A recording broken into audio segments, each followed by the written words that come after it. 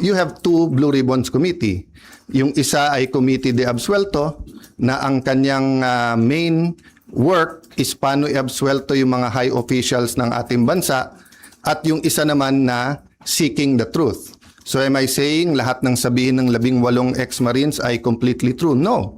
What I'm saying is nga, give them a chance. I heard they have other evidence, including videos. I heard that if they come out and there's a full support na nararamdaman, may iba pang mga witnesses na may mga dokumento, may mga ebidensya na lalabas din.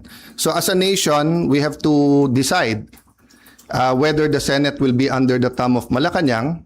And now that it is very clear to us that the biggest ever corruption scandal is the flood control scandal, if it's acceptable to us that we witnessed this morning the biggest cover-up committee hearing of our generation.